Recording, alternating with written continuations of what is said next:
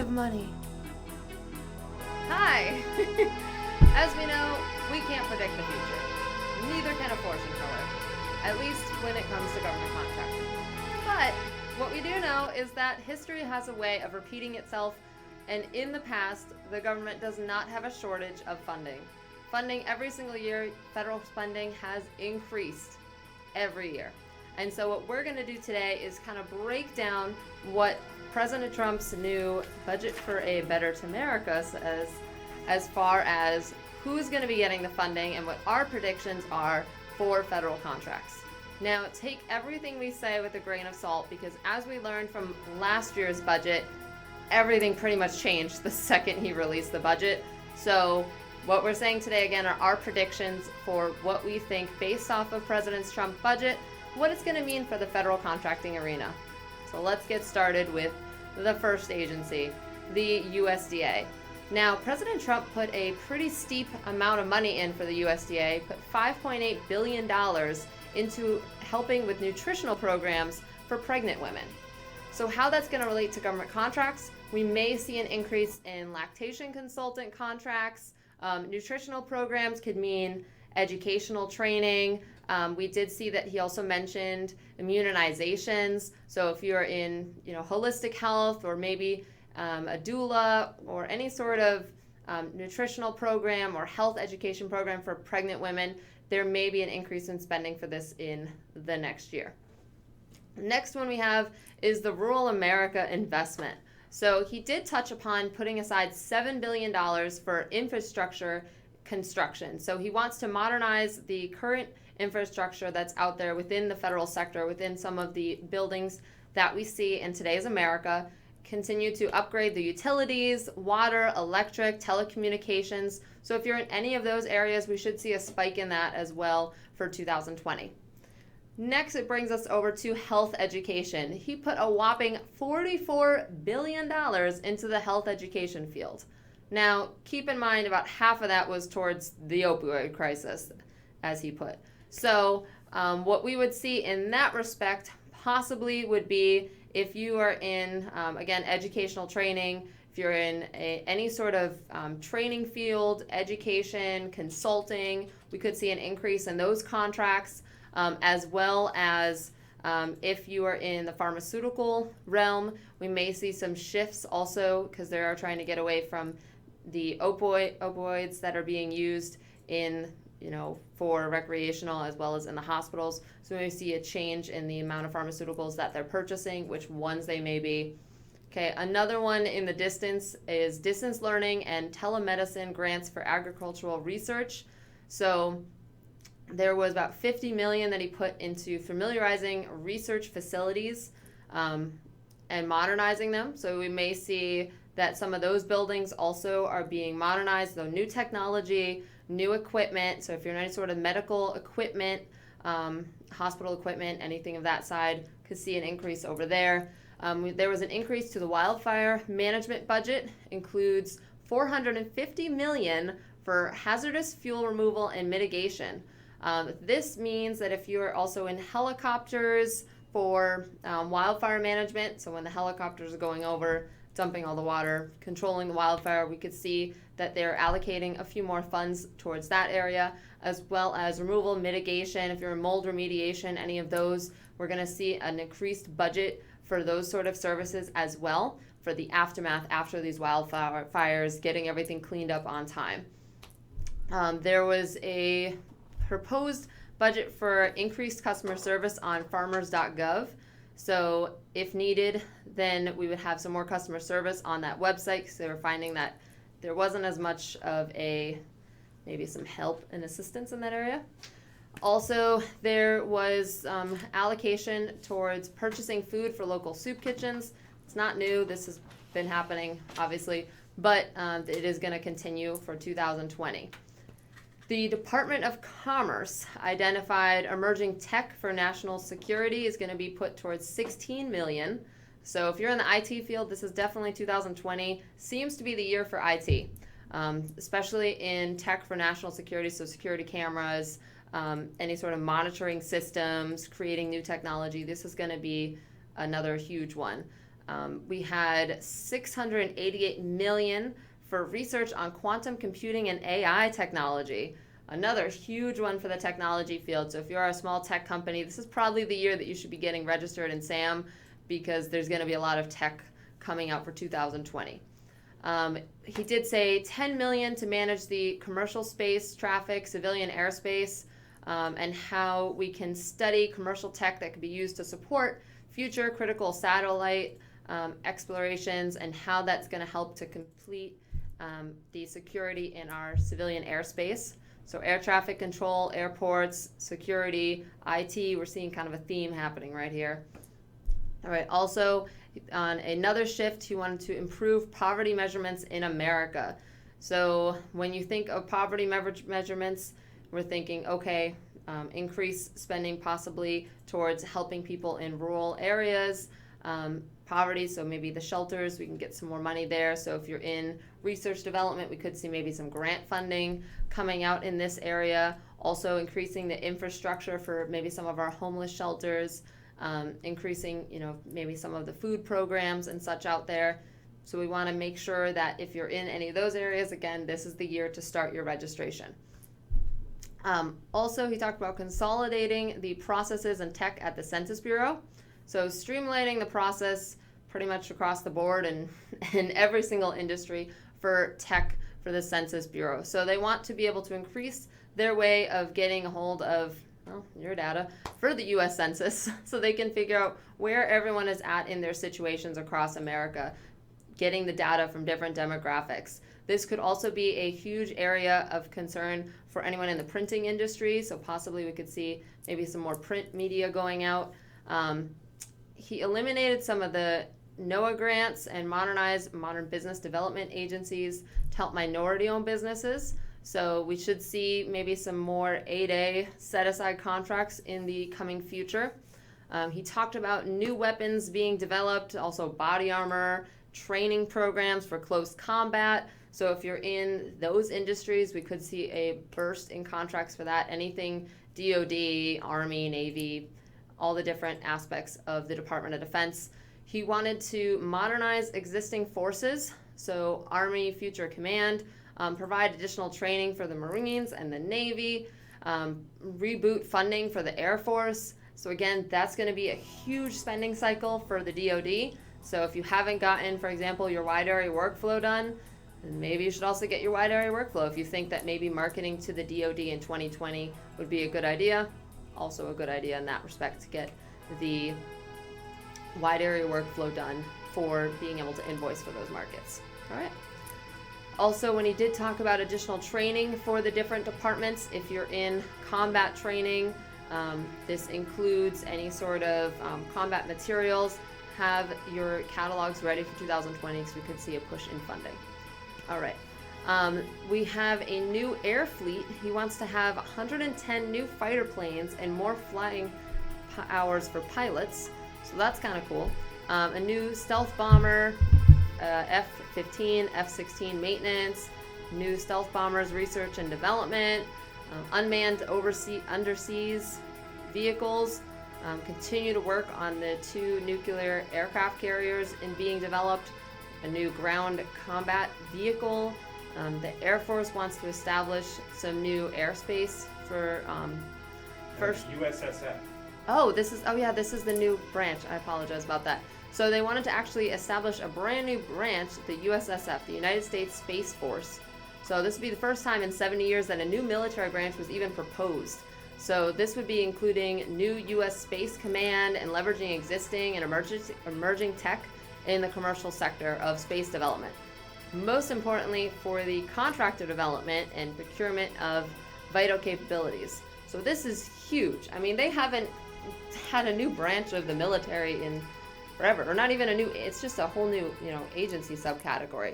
So if you're in the aerospace field or research and development, if you want to target NASA, this is also going to be another huge push for the space race that we are pretty much back in, just in a different space. We're no longer shooting for the moon, shooting for the stars. But actually, we are that too. I know. I know.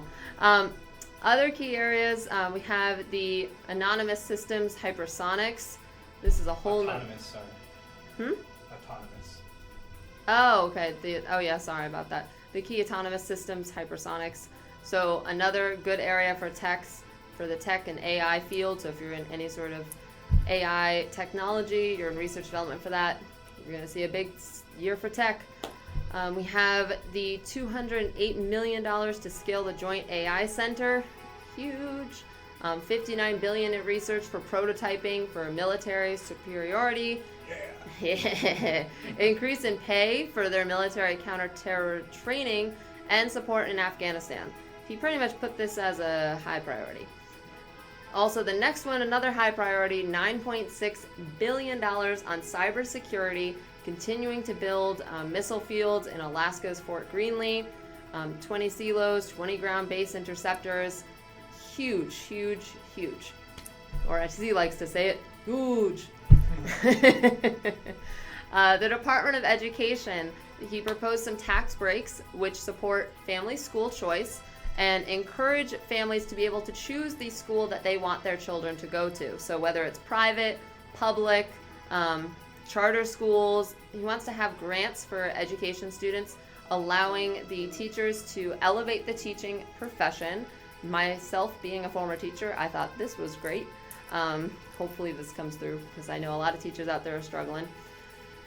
Federal student aid, also he talked about this, wants to invest in the best-in-class financial services tech, expand the Pell Grant availability so that more people will be able to get this student aid, as well as investing in grant-making infrastructure, capacity, and management, especially at historically black colleges, universities, minority-controlled institutions, and grants to states for helping those low-income students progress into a more higher education through the pipeline. All right.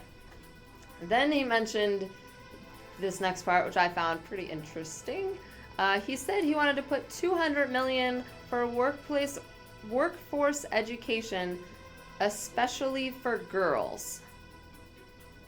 So, I mean, great that you want to help out the girls in specific, but I do think that obviously we should have workforce education for everyone. It says for everyone. I thought it was interesting that they went out of their way to say it for girls. That's what I'm saying. But they did say for everyone. Yeah. It's just the wording. The wording was... It might be my wording. different. Anyway.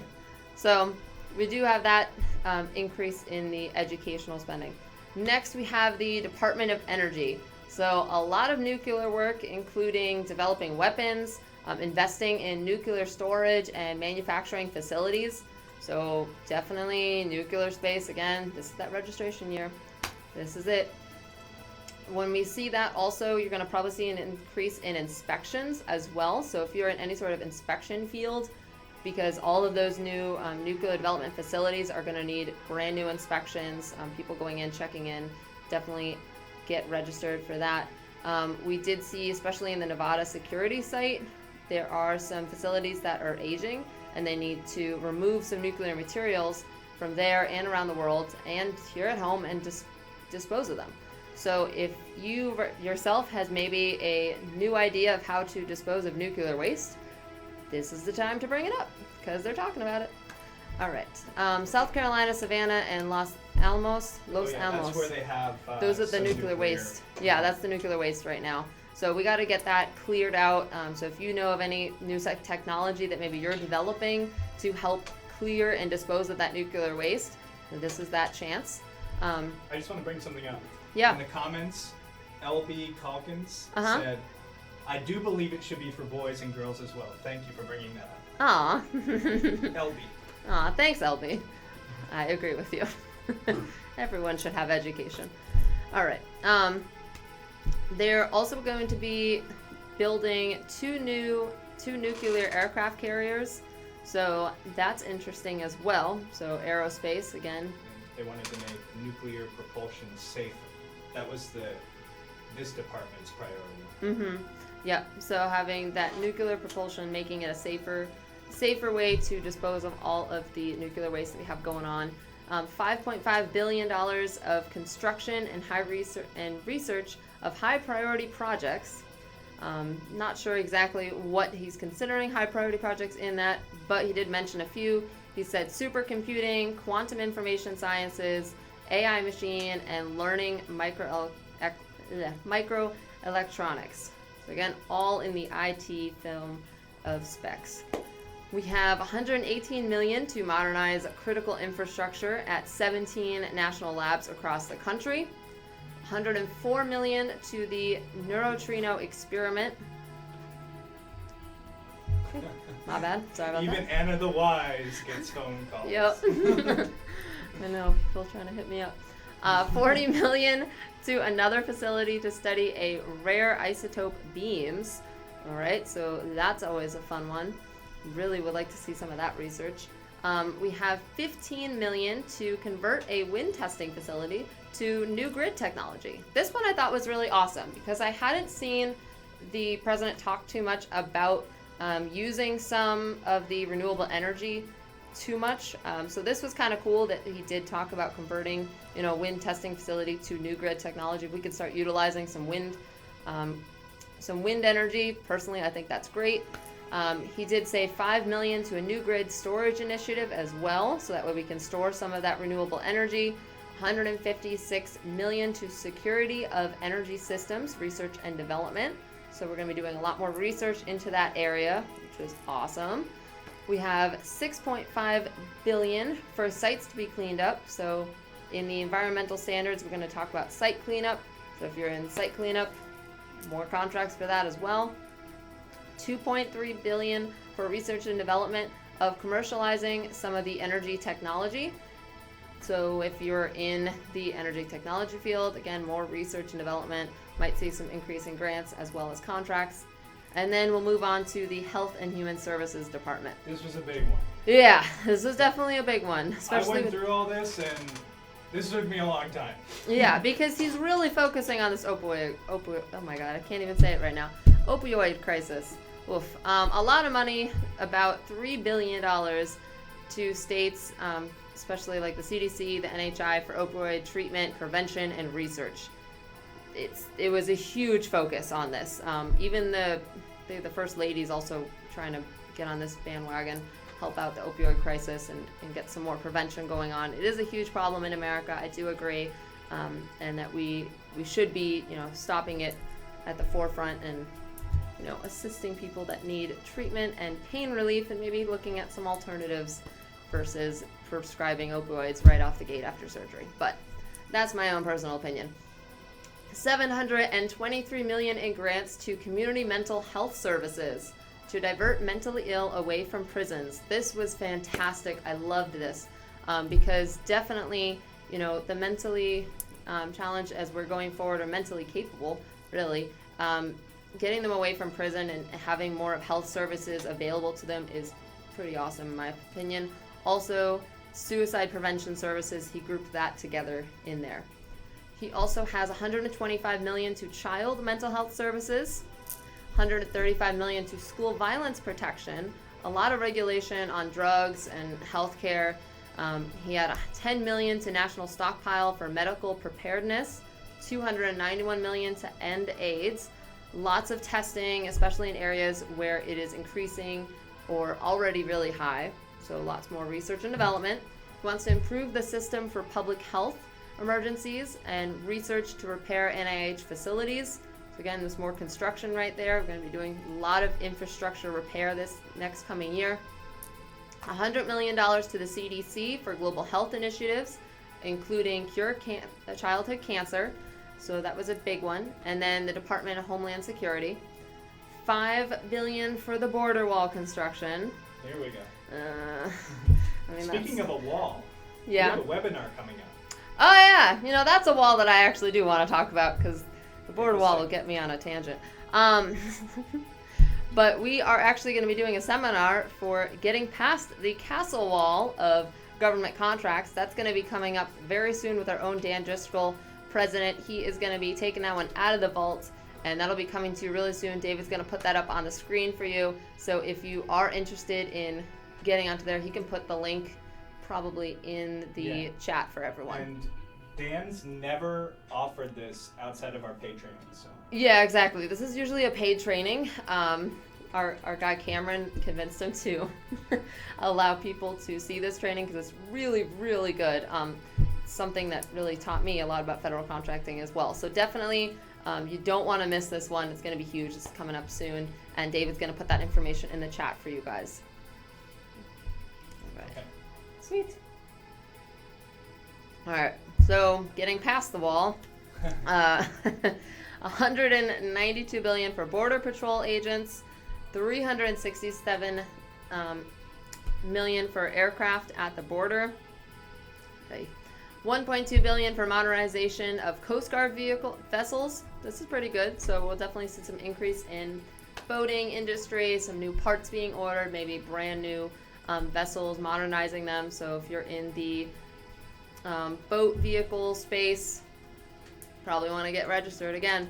Gonna see some contracts coming out. Get to your local Coast Guards, find out a little bit more about what their needs might be so you can get on the ground floor of some of these contracts that'll be coming out.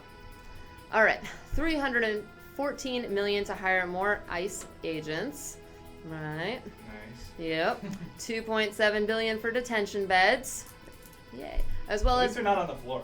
Yeah, I'm glad about that. I'm glad we're getting new beds for them. Don't need them going on the floor. As well as increased surveillance for the prisons. 7.8 billion for TSA employees and tech.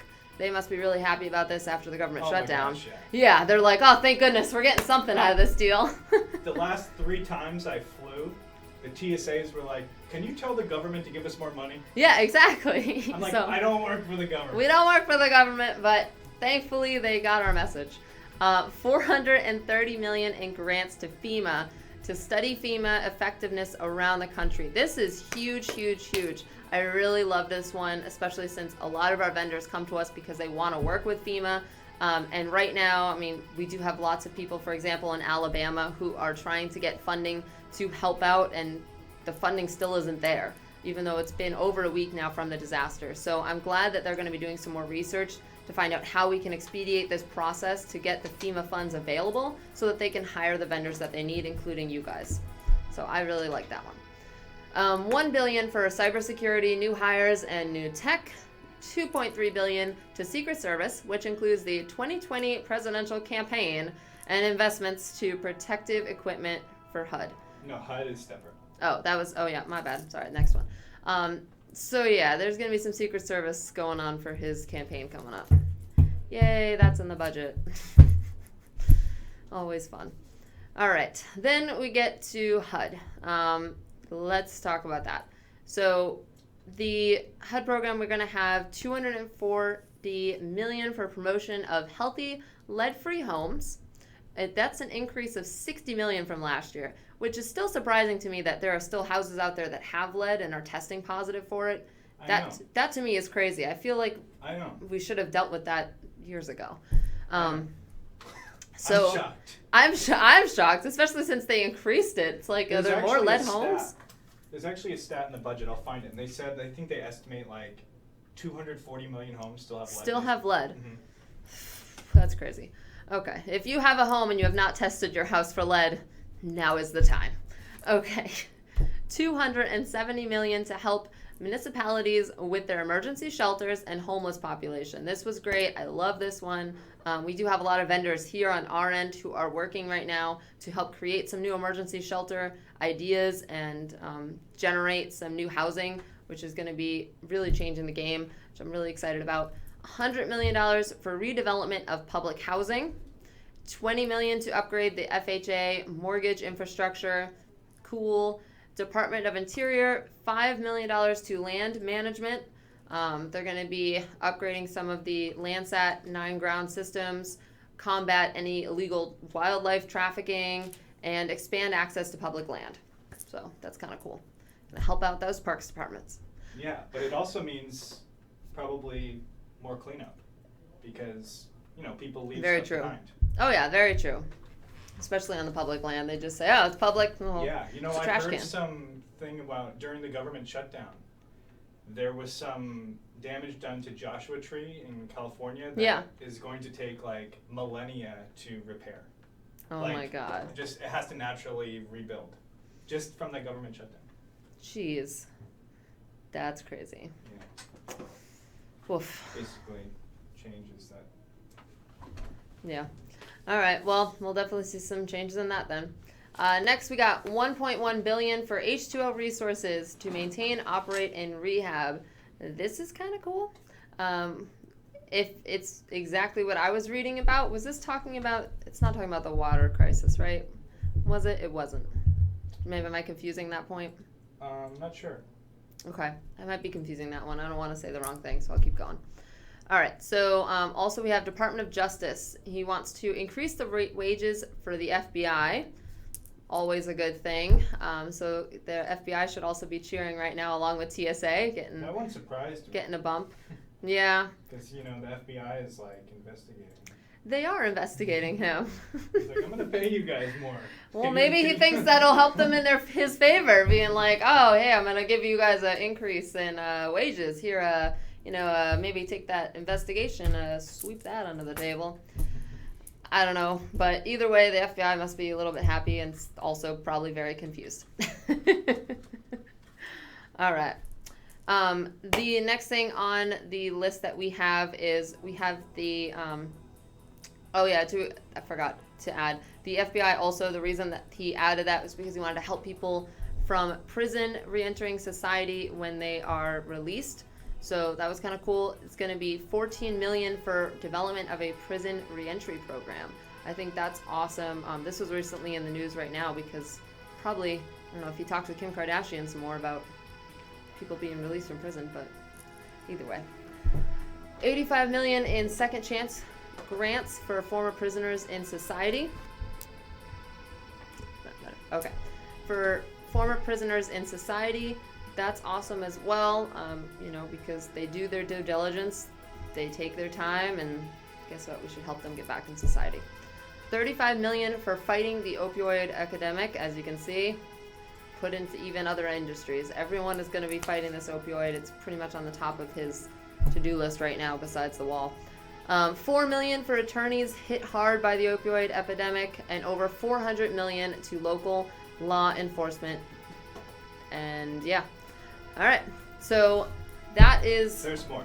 Yeah, I know. We got a few more. I'm just going to talk about the law enforcement real quick because I thought that was pretty cool as well, because it's not only helping out people on the federal budget, but he's going to be increasing the budgets for the local law enforcement, so providing the funds to the state and local governments so they can also increase the law enforcement payroll. That's pretty big, I think. Yeah, I thought that was pretty big, especially since our policemen have been getting a lot of hits in the media recently over the past few years, so it's cool that he's recognizing that not all cops are bad cops. But just from the perspective of a contractor, too. Yeah. I mean, if your local government is spending money, that could be some place where you get some past performance, too. Yeah, exactly. I mean, because past performance doesn't have to come directly from the federal government for you to be considered. You can get state and local contracts, and that can continue to build your portfolio as a business. So definitely, it's something that's pretty darn cool. All right, moving on, we got the Department of Labor. So a lot of grants for helping the developed workers out of the K-12 program. So this was awesome, supporting the vets as they also re-enter society or as they're relocating with their families. We talked about reforming the Job Corps to meet the demands of getting students trained for work. Also, a recommendation to consolidate economic reporting systems and make health insurance affordable for small businesses. Also, that's pretty darn cool if that works out, but we'll see. Strengthen and protect unions and pensions. All right, so he wants to help out our union workers out there. Make paid parental leave a thing. This was awesome. I did not expect that from him, so thank you to whoever lobbied this, because really there should be paid parental leave, because when someone has a baby, not just the mom, but both spouses, it's kind of cool. I don't know. To be able to spend that time and get adjusted. Anyway, so we'll see how that pans out. We have the reduced duplication within the agency as far as security, IT, HR, financial management. The Department of State, next agency here, is $4.7 billion to recruit and develop personnel at foreign embassies, as well as protection for those individuals. So any foreign embassies traveling into the U.S., we're going to protect you. All right, we got $3.8 billion for border security. This includes the visa and passport functions. So they're going to be tightening in on the regulations for the visa and passport functions. $1.3 billion for USAID grants.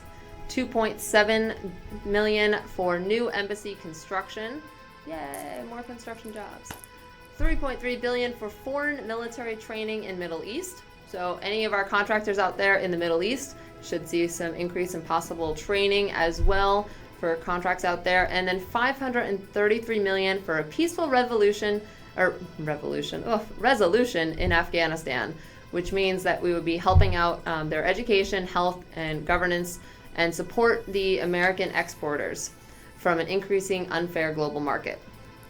The Department of Transportation, next big one on the list, $929 million to highway traffic projects, right? We have $676 million to reduce fatalities through better infrastructure. Again, infrastructure, top of the list.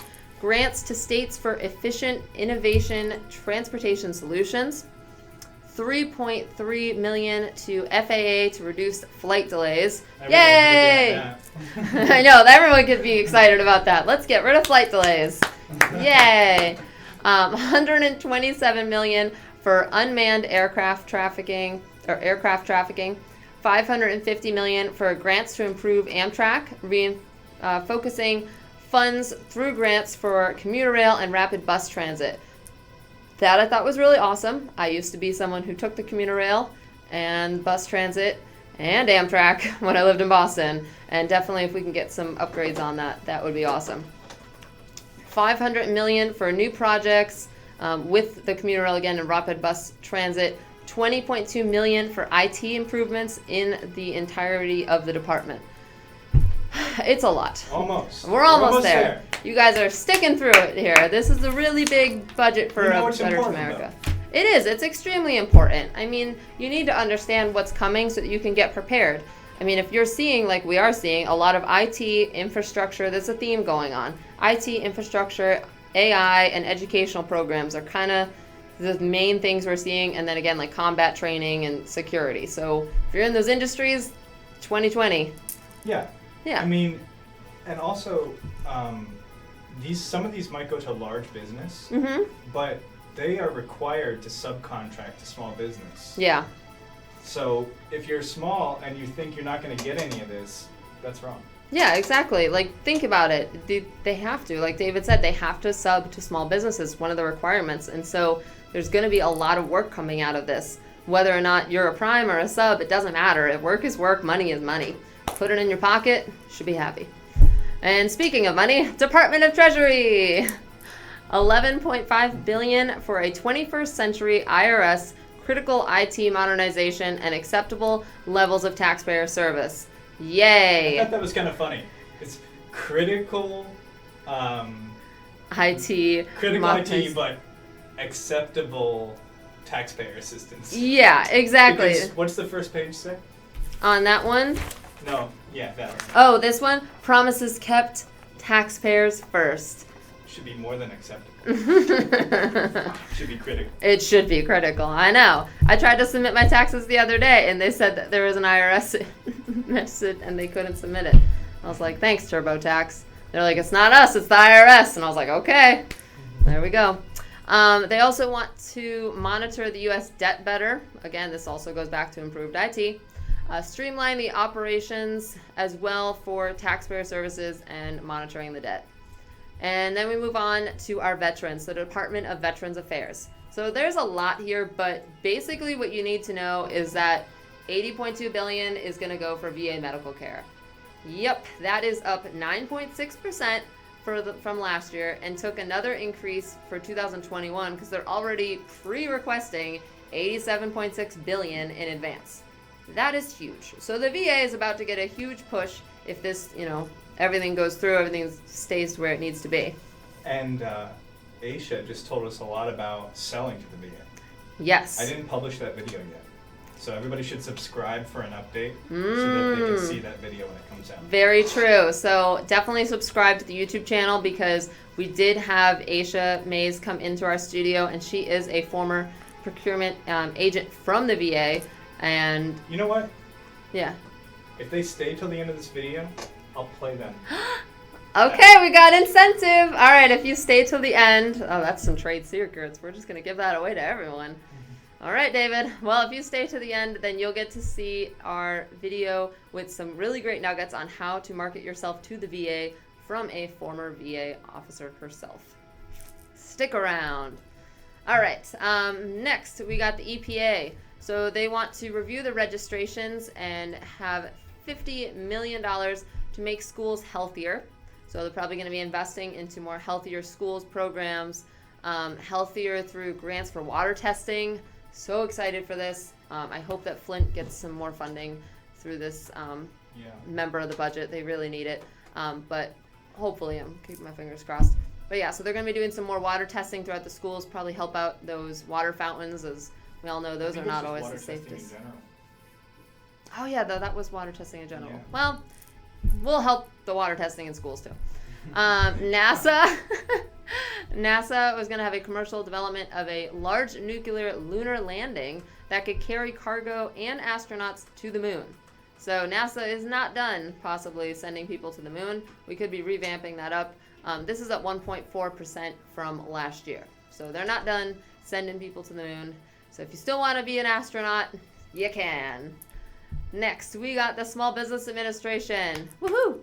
A 17% increase, and one of the things they're going to improve, hopefully, is their guaranteed loan program. This is also really great for all of you small businesses out there. If you're looking to get a loan, they are going to hopefully help improve the guaranteed loan program so that you can get approved for a loan to help your small business get off the ground. That includes federal contracting, state contracting, just general everything. So definitely, if you have already your funding in place, that's great. If you don't, we should be seeing an improvedness in the guaranteed loan program. All right. Questions? Now what we're going to do is we're going to take questions. So that was the entire budget for 2020 as of right now, what we have going on. So we're going to go to the chat. If you guys have any questions for me now on the budget, or just to repeat some of the main parts that we just went through, let me know, type it into the chat, and David will let me know if you have a question. We have one. We do. All right. LB. Oh, great. Hi, LB. LB wants to know, she's in the IT arena and she'd like to be considered for a subcontractor position. It's not really a question, but maybe you can just give her some tips. Yeah, sure. I'll definitely give you some tips. So, LB, first thing to do is make sure, obviously, your SAM registration is complete. So, if you don't already have a case manager, get either a case manager to check it out, or if you did it yourself, make sure it's all submitted properly. Then next thing I would do is be on the lookout for your alerts. So look out for any contracts that are up and coming. Start attending industry days, especially in the IT field, since we are, again, ahead of the 2020 budget. So the contracts aren't available yet. But if you can start the networking this year, when those IT contracts come out, you can already have those relationships with some of the larger primes in the IT space so that you can have some of that subcontracting money.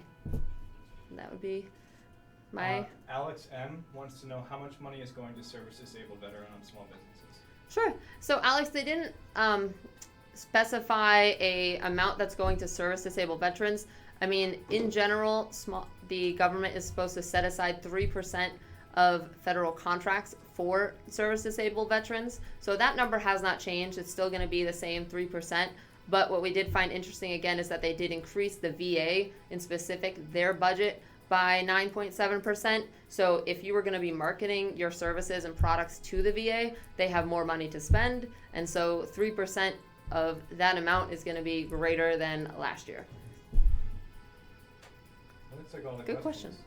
All right. Well, if that is all the questions, like I said, you don't need a fortune teller to tell you all this stuff. You can go ahead and take a look at some of the contracts that may be on the horizon by getting onto the advanced procurement portal, getting your alerts set up so that you can get insight into contracts as they are being sent out. as well as ones that are awarded, so that you can reach out and see if they have any subcontracting opportunities for you. So thank you all for joining me today as we look towards the future of government contracting. Bye guys. And stick around, here's the video.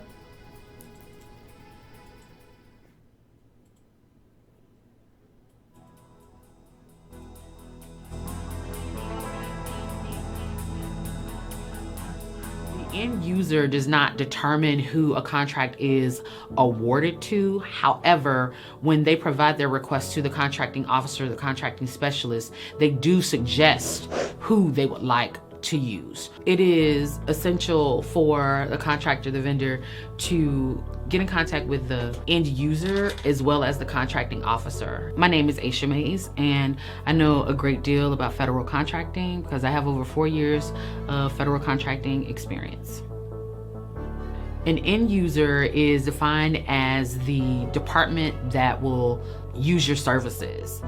In my opinion, more important that you get in contact with the end user, with the different departments, so that they know who you are, they're familiar with the products you provide, they're familiar with the services that you could provide. Because when the request for items or services comes in to the contracting officer, it comes from the end user.